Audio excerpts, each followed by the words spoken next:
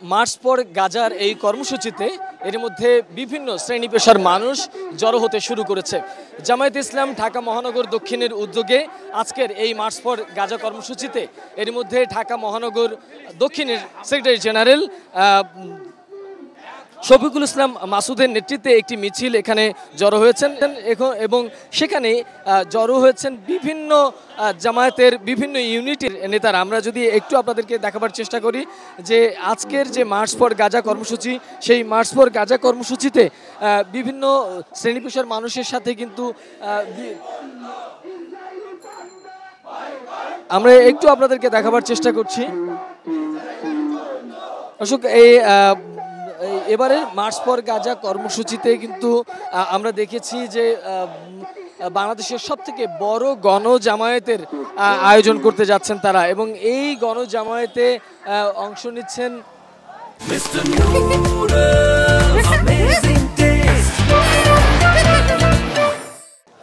শুধু রাজনৈতিক দল নয়, দেশের বিভিন্ন আলেম ওলামারা আজকে এবারের এই মার্চ ফর গাজা কর্মসূচিতে অংশ নিচ্ছেন। বিশেষ করে এই সলিডারিটি মুভমেন্ট বাংলাদেশের ব্যানারে যে কর্মসূচি পালিত হচ্ছে, সেই কর্মসূচির ব্যানারে আমরা বিভিন্নভাবে দেখেছি যে মাওলানা মিজানুর রহমান আজহারি, শাইখ আহমদুল্লাহ, দেশের জনপ্রিয় ক্রিকেটাররা, আলেম ওলামারা সহ বিভিন্ন রাজনৈতিক দলের নেতারাও কিন্তু এরই মধ্যে সংহতি জানিয়েছেন।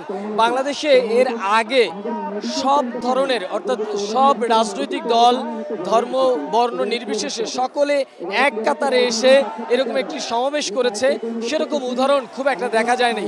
কিন্তু এবারের এই কর্মসূচিটি ভিন্ন, এবং এই কর্মসূচিতে সেটি হয়েছে সব বর্ণের মানুষ এখানে হাজির হয়েছেন এবং এখানে তারা ফিলিস্তিনির পক্ষে দাঁড়িয়েছেন, স্বাধীন ফিলিস্তিনির দাবি করছেন এবং সেই সাথে ইসরায়েলের প্রধানমন্ত্রী বেনিয়ামিন নেতানিয়াহুর বিচার দাবি করেছেন।